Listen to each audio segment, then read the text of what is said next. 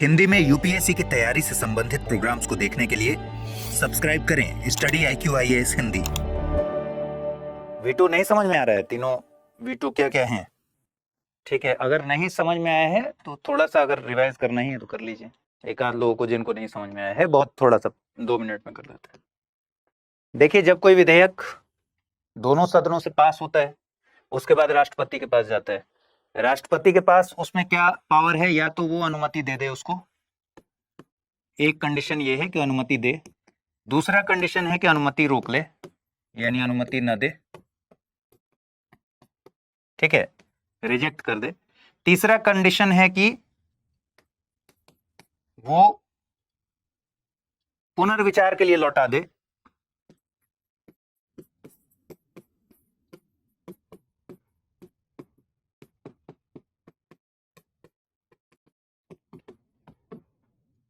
विधेयक को पुनर्विचार के लिए लौटा दे और फिर संसद से फिर पास होके आ जाए अगर वो साधारण बहुमत से, तो फिर उसे दोबारा जब पुनर्विचार के बाद वो पास होकर आ गया, भले ही संशोधन के सहित आ गया या फिर बिना संशोधन के पारित होके आ गया, तो उसको अनुमति देनी होगी। यानी एक बार वो लौटा सकता है पुनर्विचार के बाद, पुनर्विचार के लिए, ठीक है। और चौथा एक कंडीशन बनता है कि वो ना अनुमति न दे, मतलब ना तो अनुमति दे और ना ही तो रिजेक्ट करे। तो अनुमति भी नहीं दिया, रिजेक्ट भी नहीं किया। इस कंडीशन में इसको बोलते हैं पॉकेट वीटो, यानी पॉकेट में रख लिया। और इसकी वजह क्या है? संविधान की भाषा, जिसमें कहा गया है कि यथाशीघ्र वो पुनर्विचार के लिए लौटाएगा। तो यथाशीघ्र लौटाएगा, इससे कोई टाइमलाइन तो फिक्स है नहीं इसमें, जितनी जल्दी हो सके लौटाएगा। और ये जितनी जल्दी क्या, क्योंकि टाइम कोई दिया नहीं है, इसलिए वो चाहे तो उसको पॉकेट में रख ले, उसका यथाशीघ्र होगा ही नहीं, तो पॉकेट वीटो हो जाएगा। तो 4 तरीके के वीटो आमतौर पर दुनिया में होते हैं।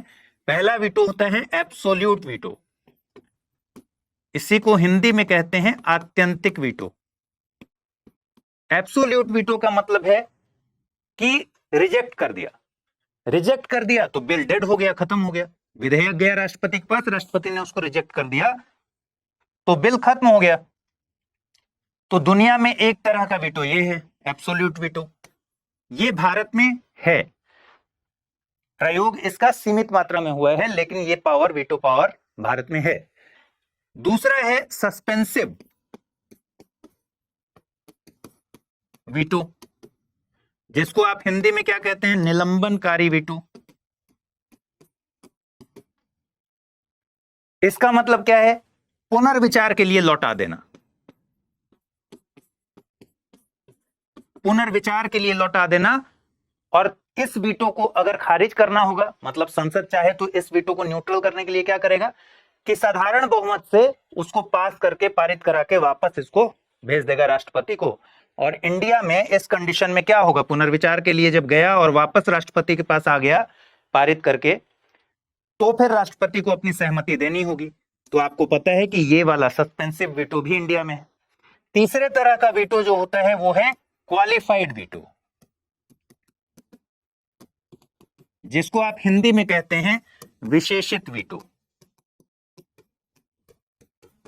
इसमें भी प्रेसिडेंट विधेयक को पुनर्विचार के लिए लौटा देता है, लेकिन अगर संसद राष्ट्रपति के इस वीटो को खारिज करना चाहे तो उसे साधारण बहुमत से नहीं बल्कि विशेष बहुमत से विधेयक को दोबारा पास करा के भेजना होगा। और यह प्रोविजन इंडिया में नहीं है, तो विशेषित वीटो इंडिया में नहीं है, ठीक है।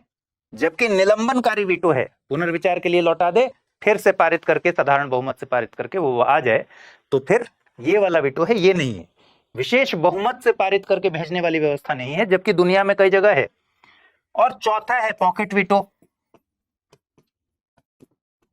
ये कहीं लिखा नहीं है, लेकिन पॉकेट वीटो भाषा से निकलता है कि यथाशीघ्र, जितनी जल्दी हो सके राष्ट्रपति पुनर्विचार के लिए लौटाएगा। आर्टिकल 111 पढ़िएगा बेयर एक्ट में। तो पॉकेट वीटो भी इंडिया में है। यानी इंडिया में 3 तरह के वीटोज हैं, क्वालिफाइड को छोड़कर। एब्सोल्यूट भी है, सस्पेंसिव भी है और पॉकेट वीटो भी है। आत्यंतिक निलंबनकारी और पॉकेट वीटो है, जबकि विशेषित वीटो नहीं है। ठीक है दोस्तों, अगर आप यूपीएससी एस्पिरेंट हैं तो आपके लिए गेम चेंजिंग अपॉर्चुनिटी है स्टडी आईक्यू का नया संपूर्ण बैच। एक कॉम्प्रिहेंसिव प्रोग्राम जिसमें टॉप एजुकेटर्स के साथ 1000+ आवर्स की live classes, personalised mentorship and hand written notes से लेकर पीआरपी एमआरपी जैसे इंटेंसिव प्रोग्राम्स हैं। प्रीलिम्स और मेंस स्कॉलरशिप के तहत प्रीलिम्स क्लियर करने पर पूरी फीस रिफंड हो जाएगी। टॉप परफॉर्मर्स के लिए हर मंथ 11,000 रुपीज का cash reward, economically weaker sections के लिए स्पेशल उड़ान स्कॉलरशिप भी है। X secretary Anil Swarup sir खुद गाइड करेंगे आपको इस जर्नी में। स्टडी आईक्यू पर 2 करोड़ इंडियंस का ट्रस्ट है और अब संपूर्ण बैच के साथ आपका यूपीएससी ड्रीम भी होगा अचीव। सिल्वर, गोल्ड या platinum, choose the plan that fits your needs. आपको करना क्या है, स्टडी आईक्यू वेबसाइट पर जाइए, यूपीएससी संपूर्ण बैच पर क्लिक कीजिए and once you click on buy now आप देख सकते हैं डिस्काउंट कोड्स। वहां पर टाइप कीजिए अमृत लाइव एंड आपको मिलेगा सबसे lowest price and obviously your IAS journey starts here. आज हमें पढ़ना है अध्यादेश की शक्ति, जो कि काफी इंपॉर्टेंट है। अध्यादेश की शक्ति में यानी आर्टिकल 1 to 3। संसद के विश्रांति काल में अध्यादेश प्रख्यापित करने की राष्ट्रपति की शक्ति। आर्टिकल 1 to 3 यानी अध्यादेश जारी करने की शक्ति कौन जारी करेगा? राष्ट्रपति। क्या कह रहा है, पहले बेयर एक्ट पढ़ लेते हैं। संसद के विश्रांति काल में अध्यादेश प्रख्यापित करने की राष्ट्रपति की शक्ति। क्या कह रहा है? उस समय को छोड़कर जब संसद के दोनों सदन सत्र में हैं, यदि किसी समय राष्ट्रपति को यह समाधान हो जाता है, समाधान को घेर लीजिए और अंग्रेजी इसका लिख लीजिए सेटिस्फैक्शन।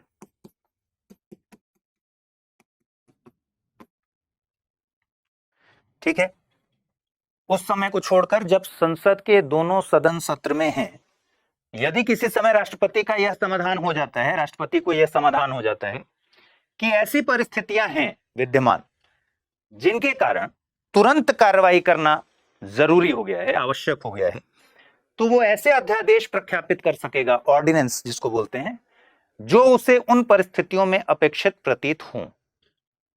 ठीक है,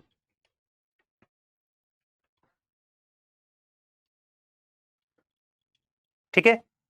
इस अनुच्छेद के अधीन प्रख्यापित अध्यादेश का वही बल और प्रभाव होगा, अध्यादेश का वही बल और प्रभाव होगा जो संसद के अधिनियम का होता है। किंतु प्रत्येक ऐसा अध्यादेश संसद के दोनों सदनों के समक्ष रखा जाएगा और संसद के पुनः समवेत होने से 6 सप्ताह की समाप्ति पर, या यदि उस अवधि की समाप्ति से पहले दोनों सदन उसके अनुमोदन का संकल्प पारित कर देते हैं, तो इनमें से दूसरे संकल्प के पारित होने पर प्रवर्तन में नहीं रहेगा। ठीक है। ख कह रहा है राष्ट्रपति द्वारा किसी भी समय वापस लिया जा सकेगा। स्पष्टीकरण दिया है कि जहां संसद के सदन भिन्न भिन्न तारीखों को पुनः समवेत हों, वहां इस खंड के प्रयोजनों के लिए 6 सप्ताह की अवधि की गणना बाद वाली तारीख से की जाएगी। ठीक है। और तीसरा कह रहा है कि यदि और जहां तक इस अनुच्छेद के अधीन अध्यादेश कोई ऐसा उपबंध करता है जिसे अधिनियमित करने का पावर संसद के अधीन सक्षम नहीं है, अगर, तो फिर वो अध्यादेश शून्य होगा। अब हमें इसे डिकोडेड फॉर्म में पढ़ना होगा। अब इसको डिकोड कर लेते हैं, क्या क्या कह रहा है भाई। चलिए डिकोड करके देखिए क्या क्या चीजें। पहली चीज कह रहा है कि संसद के दोनों सदन जब सत्र में ना हो, इसका मतलब क्या हुआ? इसका मतलब हुआ कि कोई एक सदन अगर सत्र में हो तो क्या होगा?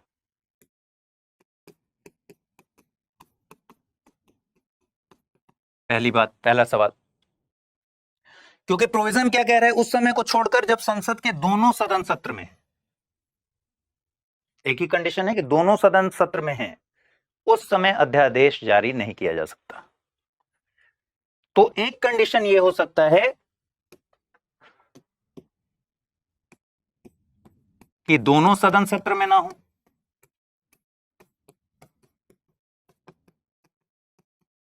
दूसरा कंडीशन यह हो सकता है कि कोई एक भी सदन सत्र में ना हो,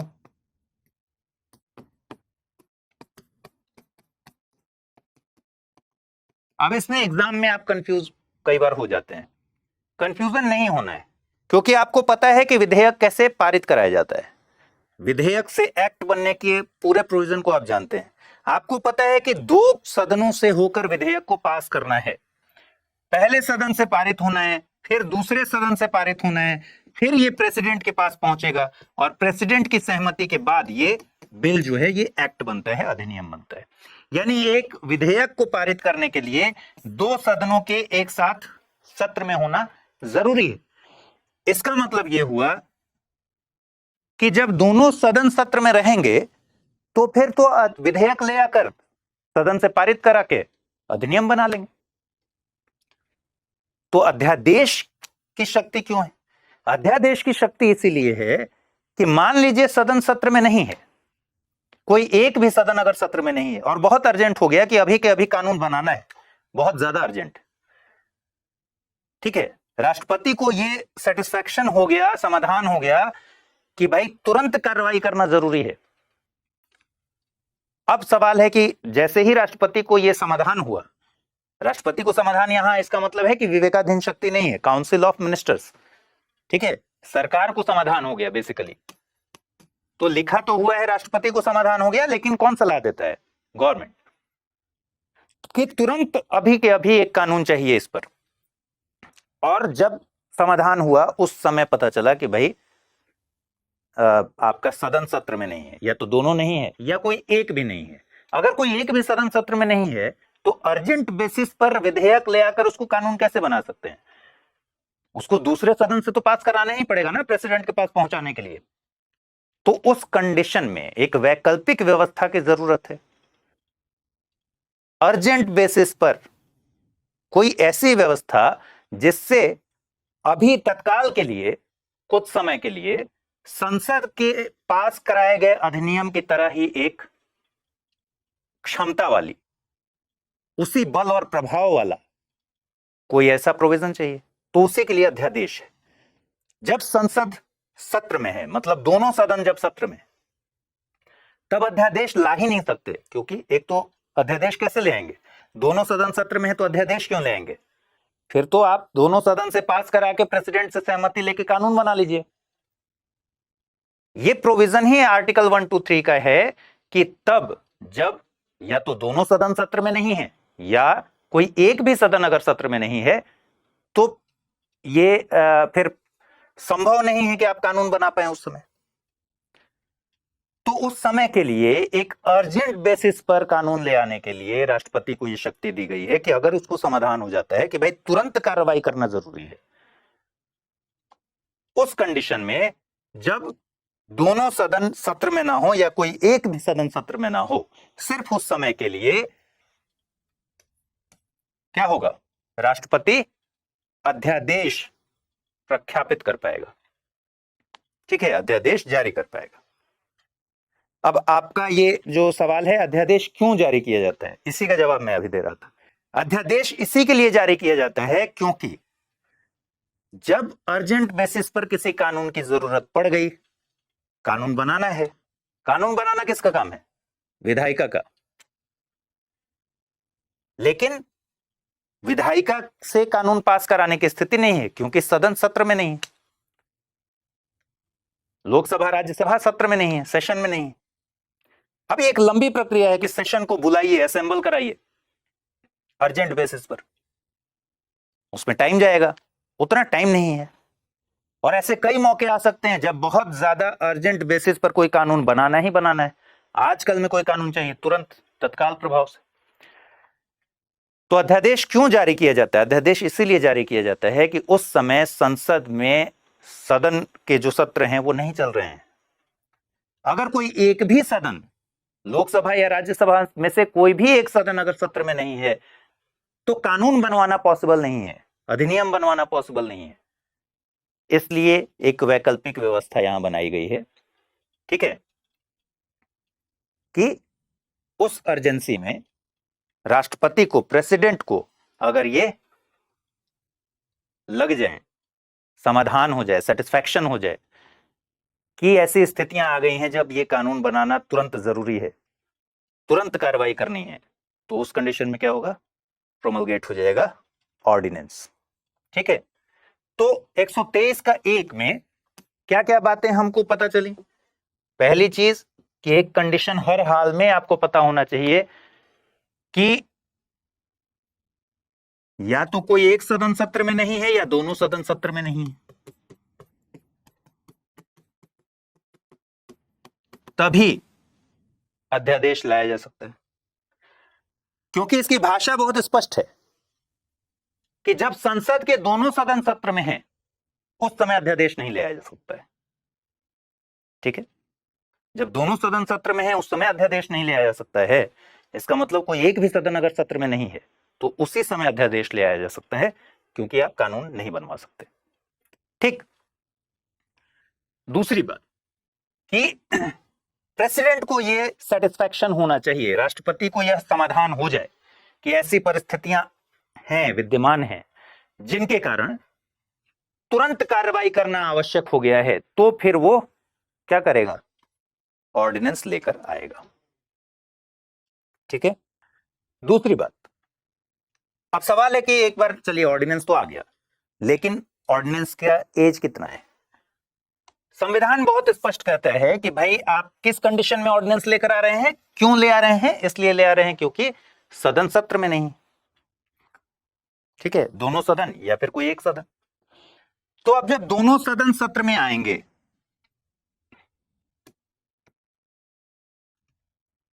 दोनों सदनों के रीअसेंबल होने के बाद, दोनों सदन सत्र में जब आएंगे, समवेत होंगे, पुनः समवेत, यानी समवेत का मतलब रीअसेंबल होंगे। ठीक है, दोनों सदनों के रीअसेंबल होने के 6 सप्ताह के भीतर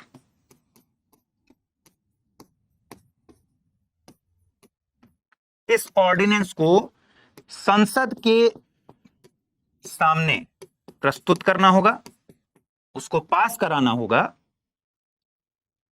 अदरवाइज ये ऑर्डिनेंस लैप्स हो जाएगा, खत्म हो जाएगा।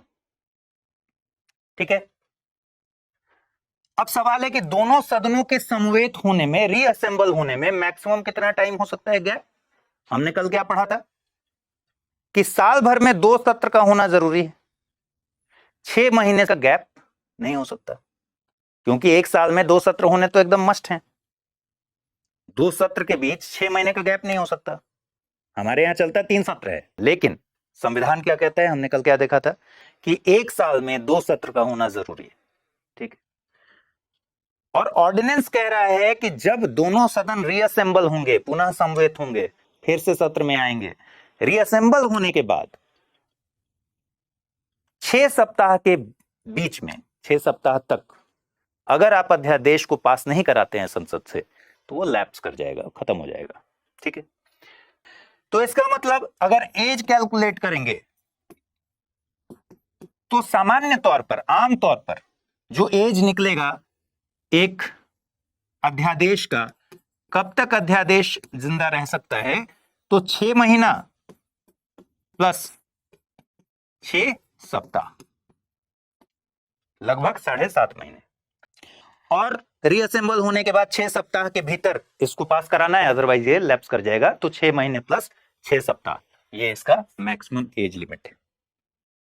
ठीक, अब सवाल है कि मान लीजिए कि 6 सप्ताह के भीतर जब समवेत हुआ, एक बात और ध्यान रखिए, जब रीअसेंबल हुआ, यानी दोनों सदन जो हैं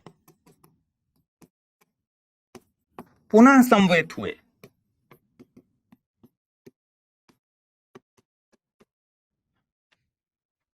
जब रीअसेंबल हो गया, मान लीजिए ऐसा होता नहीं है, जनरली दोनों जो सदन हैं, लोकसभा और राज्यसभा, एक ही दिन रीअसेंबल होते हैं, लेकिन मान लीजिए कि लोकसभा हुआ 13 तारीख को रीअसेंबल, ठीक है, और राज्यसभा हुआ उसी महीने की, मतलब 13 जुलाई अगर ये है तो राज्यसभा हुआ 31 जुलाई को रीअसेंबल। ठीक है, अब आप कहेंगे कि भाई 6 सप्ताह काउंट करना है, कि 6 सप्ताह के भीतर ऑर्डिनेंस को पास कराना है संसद से, तो फिर हम कौन वाला तारीख माने, 13 तारीख या 31 तारीख? तो भाषा एकदम स्पष्ट है कि संसद के दोनों सदन के रीअसेंबल होने पर अगर इन डेट में अंतर है तो रीअसेंबल की डेट बाद वाली मानी जाएगी। ठीक है, यह भी संविधान स्पष्ट तौर पर बताता है। कहां बताता है? स्पष्टीकरण, जहां संसद के सदन भिन्न भिन्न तारीखों को पुनः समवेत होने के लिए आहूत किए जाते हैं, बुलाए जाते हैं, वहां इस खंड के प्रयोजनों के लिए 6 सप्ताह की अवधि की गणना उन तारीखों में से बाद वाली तारीख से की जाएगी। ठीक है, भिन्न भिन्न सदन, लोकसभा और राज्यसभा अलग अलग डेट को बुलाए गए, तो किस डेट से 6 सप्ताह के भीतर मानेंगे, वो डेट क्या है? बाद वाली तारीख है। ठीक है, क्योंकि उस दिन 31 तारीख को क्या कंडीशन है? दोनों सदन सत्र में हैं। लोकसभा पहले से 13 से, लेकिन 13 से लेकर 30 के बीच में क्या स्थिति है? 13 से लेकर 30 के बीच में सिर्फ लोकसभा ही सत्र में है, एक ही सदन सत्र में है। और आपको पता है कि एक सदन सत्र में है तो अध्यादेश उस समय ले आया जा सकता है। ठीक है, लेकिन अध्यादेश पास तो नहीं कराया सकता कानून के रूप में सदन से, संसद से। तो 31 जुलाई को दोनों सदन जब आ गए सत्र में, तो ये वाला तारीख मानेंगे, 31 तारीख, जिस दिन दोनों सदन सत्र में आ चुके हैं। ठीक है, अब कह रहे हैं संसद के दोनों सदनों के समक्ष रखा जाएगा और संसद के पुनः समवेत होने से 6 सप्ताह, जो अभी हमने बात की कि 6 हफ्ते की समाप्ति पर या उस अवधि की समाप्ति से पहले अगर दोनों सदन उसके अनुमोदन का संकल्प पारित कर देते हैं तो फिर अध्यादेश प्रवर्तन में नहीं रहेगा। तो क्या कंडीशन हुए कि भाई अध्यादेश को अगर 6 सप्ताह के भीतर, समवेत होने के 6 सप्ताह के भीतर, दोनों सदनों के रीअसेंबल होने के 6 सप्ताह के भीतर अगर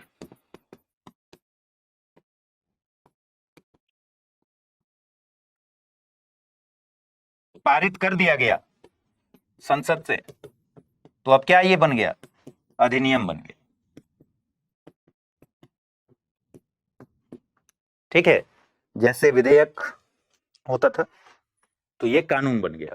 तो अब अध्यादेश प्रवर्तन में नहीं है, अब ये एक्ट बन गया।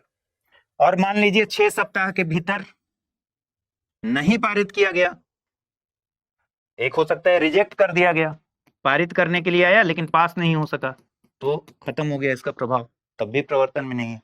लेकिन एक तीसरा कंडीशन यह हो सकता है कि संसद में सामने रखा ही नहीं गया, संसद ने इस पर कोई कार्रवाई ही नहीं की, तो भी अध्यादेश क्या होगा? खत्म हो जाएगा।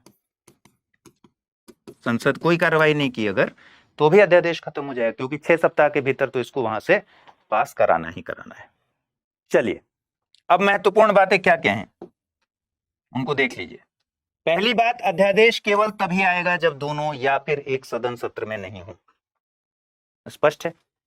अध्यादेश का प्रभाव संसद के कानून के समान,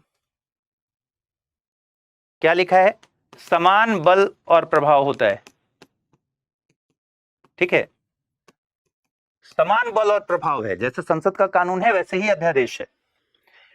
मतलब अध्यादेश के बल में ऐसा नहीं है कि जब वो संसद से पास करा के कानून बन जाएगा तब उसको उतना बल मिलेगा जितना संसद के कानून का बल होता है। जिस दिन से अध्यादेश पास कराया गया उसी दिन से उसमें ठीक वही वाला बल है, वही वाला एनफोर्स करने लायक है, प्रभाव वही वाला है जो एक कानून का होता है, एक्ट का होता है। लेकिन फिर भी ध्यान रखिए कि ये विधायिका की समानांतर शक्ति नहीं है।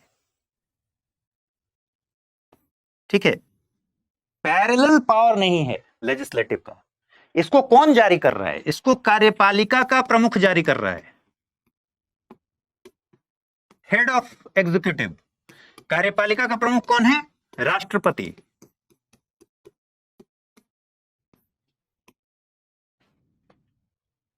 जैसे यूएसए में या फिर यूके में, इन सारे देशों में अध्यादेश जैसी कोई चीज नहीं है। क्यों नहीं है? क्योंकि वहां सेपरेशन ऑफ पावर्स को, शक्ति का पृथक्करण सिद्धांत जो हमने काफी पहले पढ़ा था, उसे बहुत ज्यादा सख्ती के साथ उसका पालन किया जाता है। यहां क्या हो रहा है, विधायिका का काम है ना कानून बनाना, लेजिस्लेशन किसका काम है, विधायन किसका काम है, विधि बनाना विधायिका का काम है। यहां कौन बना रहा है, यहां बना रहा है राष्ट्रपति। राष्ट्रपति क्या है, राष्ट्रपति कार्यपालिका का हेड है, हेड ऑफ एग्जीक्यूटिव है। क्या ये शक्ति के पृथक्करण के सिद्धांत के हिसाब से है? शासन के तीनों अंगों का अलग अलग काम है और तीनों अंगों के काम में ओवरलैप नहीं होना चाहिए, इंक्रोचमेंट नहीं होना चाहिए। लेकिन यहां क्या हो रहा है, यहां बहुत स्पष्ट तरीके से विधायिका का काम कौन कर रहा है, कार्यपालिका कर रही है, कार्यपालिका का प्रमुख कर रहा है।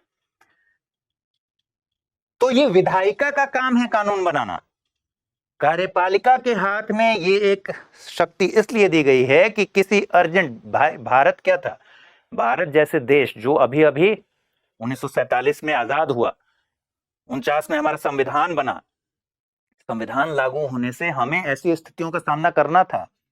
संविधान बनाने वाले लोगों को पता था कि ऐसी स्थितियां आएंगी जब हमें अचानक किसी कानून की जरूरत पड़ेगी, तुरंत काबू करने के लिए, कंट्रोल करने के लिए किसी परिस्थिति को कानून ले आना पड़ेगा और उस समय हो सकता है सदन सत्र में ना हो। तो हमें रिक्वायरमेंट है अध्यादेश की शक्ति की, और ये अध्यादेश की शक्ति जब ले आई गई तो सिर्फ भरोसे पर ले आया गया है। भाई इसका मिसयूज होने के तो भरपूर चांस है, क्योंकि राष्ट्रपति को समाधान मतलब किसको समाधान, काउंसिल ऑफ मिनिस्टर्स, यानी सरकार चाहे तो इसका मिसयूज कर ले, और इस पर बहुत बार डिबेट हुआ है। ठीक है, तो ये समानांतर शक्ति नहीं है विधायिका की, बल्कि एक वैकल्पिक व्यवस्था है। 6 सप्ताह के भीतर, दोनों सदनों के समवेत होने के 6 सप्ताह के भीतर ये फाइनली विधायिका से पास होगा। अगर नहीं होगा तो फिर लैप्स कर जाएगा, खत्म हो जाएगा। ठीक है, अब जाहिर सी बात है इन सारे चीजों पर सवाल उठते हैं। आरसी कूपर बनाम भारत संघ केस 1970। ठीक है, एक सवाल ये आता है कि क्या अध्यादेश में जो लिखा हुआ है कि राष्ट्रपति को समाधान हो गया, राष्ट्रपति को यह सेटिस्फैक्शन हो गया, इस सेटिस्फैक्शन की जांच की जा सकती है कि भाई राष्ट्रपति को किस आधार पर समाधान हुआ और समाधान ठीक भी है कि नहीं। ये तो पूरे तरह से 123 यही लिख रहा है ना कि समाधान हो जाए, अगर कि ऐसी परिस्थितियां विद्यमान हैं तो अध्यादेश ला सकते हैं। तो क्या यह समाधान का आधार ठीक है या नहीं है? जनरली शुरू में इस सवालों पर, इन सारे सवालों पर सुप्रीम कोर्ट का रुख यह था कि राष्ट्रपति को समाधान उसका पर्सनल सेटिस्फैक्शन है और उसमें कोई जांच की जगह नहीं की जा सकती। लेकिन आरसी कूपर मामले में सुप्रीम कोर्ट ने क्या कहा, सुप्रीम कोर्ट ने कहा कि ठीक है, हम समाधान की जांच नहीं करेंगे। ठीक है, राष्ट्रपति को क्या समाधान हुआ, क्यों हुआ, उसकी जांच नहीं करेंगे, लेकिन हम अध्यादेश के पीछे मैलिफाइड इंटेंशन को, असद्भाव को,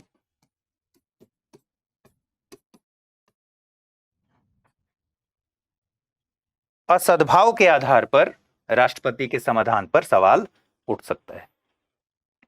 मतलब कहीं ऑर्डिनेंस इसलिए तो नहीं जारी किया गया कि गवर्नमेंट का यानी कि यहां राष्ट्रपति का इंटेंशन जो है, इंटेंट जो है वो मैलिफाइड था, सद्भाव के हिसाब से नहीं था, असद्भाव था। ठीक है, मतलब क्या है समझिए कि भाई कानून तब ले आना है जब दोनों सदन या तो सत्र में नहीं है, कोई एक सदन सत्र में नहीं है। इसका ऐसा भी तो हो सकता है कि गवर्नमेंट वेट करे कि भाई उसको एक कानून ले आना है, उसको पता है खूब हल्ला मचेगा, और कानून ऐसा ले आना है जिसका काम 6 ही महीने का है, 6 महीने में पूरा निपटा देना है। ठीक है, वो ठीक उस दिन अध्यादेश लाने के लिए तैयार बैठी है सरकार कि जिस दिन दोनों में से कोई एक सदन सत्र खत्म हुआ, सेशन खत्म हुआ, उसके अगले दिन टेक्निकली वो आर्टिकल 123 के तहत ऑर्डिनेंस ले आ सकती है। तो उसको पहले भी पास करा सकती थी वो सदन से, संसद से, दोनों सदनों से, लेकिन उसने वेट किया। उसको पता था कि ये पास नहीं हो पाएगा संसद से और इस पर खूब हो हल्ला होगा, इस कंडीशन में क्या करना होगा? इस कंडीशन में ये करना है कि भाई वेट करो, जिस दिन दोनों सदन सत्र में ना हो, जो जब भी ऐसी स्थिति हो कि सेशन खत्म हो या फिर कोई एक भी सेशन में ना हो, उसी दिन अध्यादेश ले आएंगे इस पर, और इस अध्यादेश का काम ही हमारे लिए 6 महीने का है, तो हमारा काम हो जाएगा। ये इंटेंशन खराब है, इंटेंट चेक कर सकता है सुप्रीम कोर्ट। आरसी कूपर मामले को आपको क्यों याद रखना चाहिए? आरसी कूपर मामले में सबसे पहले सुप्रीम कोर्ट ने कहा कि भाई राष्ट्रपति के समाधान पर इस आधार पर सवाल खड़ा किया जा सकता है, उसको जांच की जा सकती है इस आधार पर कि वो मैलिफाइड इंटेंट ना हो, असद्भाव ना हो। ठीक है, इसके बाद फिर 38वां संविधान संशोधन हुआ। आपको पता है इंदिरा गांधी की सरकार में क्या क्या है मामला। 38वां संविधान संशोधन हुआ और उस संविधान संशोधन में इस आर्टिकल में संशोधन किया गया। 1 to 3 में संशोधन करके कह दिया गया कि राष्ट्रपति का समाधान जो है वो अंतिम है और इसको किसी भी न्यायालय में, किसी भी कोर्ट में क्वेश्चन नहीं किया जा सकता। ठीक है, लेकिन 44वें संविधान संशोधन के जरिए 1978 में जब जनता पार्टी की सरकार आई तो इस क्लॉज को फिर से रिस्टोर करके वापस उस कंडीशन में पहुंचा दिया गया, 38वें के पहले वाले कंडीशन में। यानी ये न्यायालय की समीक्षा से परे जो किया गया था, इसको फिर से रिस्टोर कर दिया गया कि अब भी फिर पहले की स्थिति लौट गई, इसको खारिज कर दिया गया। ठीक है, उसके बाद 1987 का एक इंपॉर्टेंट केस है DC Badhwa case. DC Badhwa case में क्या हुआ? डीसी बाधवा केस में हुआ ये कि रीप्रोमलगेशन, मतलब ये हुआ कि मान लीजिए कि एक कहीं की विधायिका है, या फिर वो केंद्र की हो, या फिर मतलब संसद हो, या फिर राज्य विधानमंडल हो। ठीक, राज्य विधानमंडल से भी तो विधेयक पास करके कानून बनाते हैं, वहां भी हम आगे पढ़ेंगे 213 आर्टिकल, जिसमें ठीक ऐसी ही शक्ति राज्यपाल के पास भी है। तो डीसी बाधवा केस जो था वो बेसिकली बिहार को लेकर था कि बिहार में 1967 से लेकर 81 के बीच में 256 रीप्रोमलगेशन हुए थे। मतलब ये हुआ कि एक अध्यादेश आया, ठीक है, इस अध्यादेश को अब विधानमंडल से पास कराना चाहिए था। अध्यादेश विधानमंडल से पास नहीं कराया गया, लैप्स कर गया, खत्म हो गया। फिर से सेम ऑर्डिनेंस को फिर से पास करा दिया गया। पास करा दिया गया मतलब फिर से जारी कर दिया गया राज्यपाल के द्वारा। फिर वो अपना जो टाइम है उसका वो चलता रहा, उसको पास नहीं कराया गया फिर से विधानमंडल से। जब फिर खत्म हो गया, दोबारा उसको फिर जारी कर दिया गया राज्यपाल के द्वारा, और ये ऐसा कई बार किया गया। तो सवाल है कि भाई ऐसे तकनीकी तौर पर देखें तो इस बारे में संविधान मौन है, कुछ तो कहता नहीं है। संविधान ने तो ये कहा नहीं कि कितनी बार आप इस तरीके से अध्यादेश को रिपीट कर सकते हैं, जब जब खत्म होगा तो क्या वापस कर सकते हैं या नहीं कर सकते।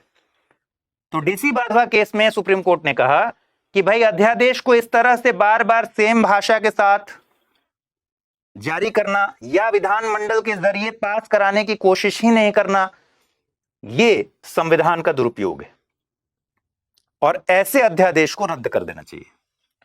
ठीक है, क्योंकि राज्य विधायिका की विधायी शक्ति का ये विकल्प नहीं है। हमने अभी देखा ना कि भाई समानांतर शक्ति नहीं है, विधायिका का काम है निकालना, कार्यपालिका के व्यक्ति का काम नहीं है कानून बनाना। वो तो एक ऐसी व्यवस्था दी गई है कि अर्जेंट बेसिस पर आपको करना है, इसलिए एक वैकल्पिक व्यवस्था दी गई है। तो डीसी बाधवा केस का इसलिए ज्यादा इंपॉर्टेंस है। चलिए अब एक चीज यहां देख लीजिए, क्लॉज 3। क्लॉज 3 क्या कहता है कि यदि और जहां तक इस अनुच्छेद के अधीन अध्यादेश कोई ऐसा उपबंध करता है जिसे अधिनियमित करने के लिए संसद इस संविधान के अधीन सक्षम नहीं है, तो वह अध्यादेश शून्य होगा। इसका मतलब अध्यादेश सिर्फ उन्हीं विषयों पर ले आया जा सकता है जिस पर संसद कानून बनाने में सक्षम हो, अदरवाइज नहीं ले आया जा सकता है। अध्यादेश केवल उन्हीं मुद्दों पर जारी कर सकते हैं, प्रोमलगेट कर सकते हैं, जिस पर संसद कानून बना सकती है। अगर संसद उस पर कानून बनाने में सक्षम नहीं है, संसद से अधिनियमित करने में सक्षम नहीं है, तो फिर नहीं ले आ सकते, वो शून्य हो जाएगा। ठीक है। अध्यादेश किसी भी मौलिक अधिकार को कम करना या छीन नहीं सकती है। ऐसा क्यों है? क्योंकि आपको ध्यान पर होगा आर्टिकल 13 जब हमने पढ़ा था कि संविधान पूर्व की कोई ऐसी विधि जो मौलिक अधिकारों से के उपबंधों से असंगत है तो वो शून्य हो जाएगी, और राज्य कोई ऐसी विधि नहीं बनाएगा जिससे मौलिक अधिकार कम होते हो या छीने जा सकते हो। ध्यान पर है ना 13(1), 13(2).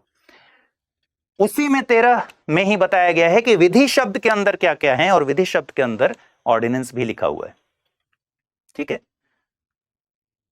इसका मतलब है कि अध्यादेश न्यायिक समीक्षा से परे नहीं हो सकते, क्योंकि कोई ऐसा अध्यादेश नहीं जारी किया जा सकता, क्योंकि विधि शब्द में अध्यादेश भी है। कोई भी ऐसी विधि नहीं बनाई जा सकती है जिससे मौलिक अधिकार कम हो या फिर छीन लिए जाए।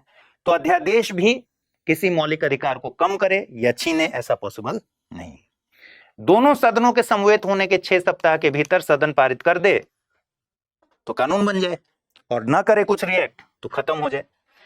कार्रवाई नहीं करती है तो 6 हफ्ते बाद यह अध्यादेश समाप्त हो जाता है, लेकिन इसके अंतर्गत किए गए जो कार्य हैं वो वैध और प्रभावी रहते हैं। सुप्रीम कोर्ट ने एक मामले में कहा, ठीक है, कि ये रिवर्स किया जा सकता है जो इसके अंतर्गत किए गए कार्य हैं। ऐसा नहीं है कि एकदम रिवर्स करने के लायक ही नहीं, लेकिन जनरली क्या है कि वैध रहते हैं। जो ऑर्डिनेंस मान लीजिए कहीं पास नहीं हुआ, ठीक है, संसद में आपने कोशिश की, पास नहीं हुआ, अब इस दौरान उस ऑर्डिनेंस के जरिए कोई ना कोई काम हुआ होगा तो वो वैध और प्रभावी बने रहते हैं। अध्यादेश जारी करने की शक्ति राष्ट्रपति की विवेकाधीन शक्ति नहीं है, ध्यान रखना है। ये कौन कर रहा है? काउंसिल ऑफ मिनिस्टर्स, यानी सरकार। अमेरिका और ब्रिटेन जैसे देशों में अध्यादेश की शक्ति नहीं है। क्या रीजन है? क्योंकि सेपरेशन ऑफ पावर्स को ये लोग ज्यादा तरजीह देते हैं, स्ट्रिक्टली इसको फॉलो करते हैं। इंडिया में थोड़ा सा फ्लेक्सिबल है, ठीक है, हम चेक एंड बैलेंस पर ज्यादा ध्यान देते हैं। हम इतना रिजिड फॉर्म में, हमने पहले ही एपिसोड में पढ़ा था, पहले ही क्लास में, कि रिजिड फॉर्म में हम शक्ति का पृथक्करण सिद्धांत को फॉलो नहीं करते हैं, अपनी जरूरतों के हिसाब से हमने बनाए। फिर है कि राष्ट्रपति कभी भी अध्यादेश वापस ले सकता है। राष्ट्रपति द्वारा किसी भी समय इसको वापस लिया जा सकता है। राष्ट्रपति द्वारा वापस लिया जाएगा मतलब कि सरकार द्वारा वापस लिया जा सकता है कभी भी।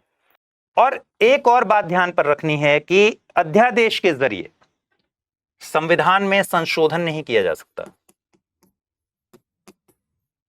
यानी जो आप पढ़ते हैं संविधान संशोधन विधेयक, ऐसा नहीं हो सकता कि जिस समय संसद सत्र में नहीं है, विधायिका का काम है कानून बनाना, तो कॉन्स्टिट्यूशन अमेंडमेंट बिल, वो भी तो एक बिल है, संविधान संशोधन विधेयक।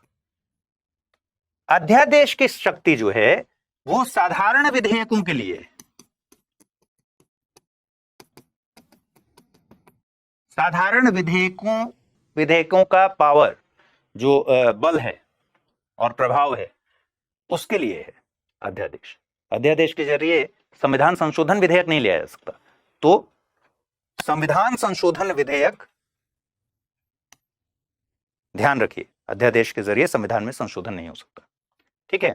तो ये सारे पॉइंट्स आपको महत्वपूर्ण बातें हैं जो आपको पता होनी चाहिए आर्टिकल 1, 2, 3 के बारे में। मुझे उम्मीद है कि ये पूरी बात आप समझ गए होंगे, अध्यादेश को लेकर पूरी बात आपको समझ में आ गई होगी, ठीक है। चलिए, शुक्रिया। दोस्तों, अगर आप यूपीएससी एस्पिरेंट हैं तो आपके लिए गेम चेंजिंग अपॉर्चुनिटी है स्टडी आईक्यू का नया संपूर्ण बैच, एक कॉम्प्रिहेंसिव प्रोग्राम जिसमें टॉप एडुकेटर्स के साथ 1000+ आवर्स की live classes, personalised mentorship and hand written notes से लेकर पीआरपी, एमआरपी जैसे इंटेंसिव प्रोग्राम्स हैं। प्रीलिम्स और मेंस स्कॉलरशिप के तहत प्रीलिम्स क्लियर करने पर पूरी फीस रिफंड हो जाएगी। टॉप परफॉर्मर्स के लिए हर मंथ 11,000 रुपीज का cash reward, economically weaker sections के लिए स्पेशल उड़ान स्कॉलरशिप भी है। X secretary Anil Swarup sir खुद गाइड करेंगे आपको इस जर्नी में। स्टडी आईक्यू पर 2 करोड़ इंडियंस का ट्रस्ट है और अब संपूर्ण बैच के साथ आपका यूपीएससी ड्रीम भी होगा अचीव। सिल्वर, गोल्ड या platinum, choose the plan that fits your needs. आपको करना क्या है, स्टडी IQ वेबसाइट पर जाइए, यूपीएससी संपूर्ण बैच पर क्लिक कीजिए and once you click on buy now आप देख सकते हैं डिस्काउंट कोड्स। वहां पर टाइप कीजिए अमृत लाइव एंड आपको मिलेगा सबसे lowest price and obviously your IAS journey starts here.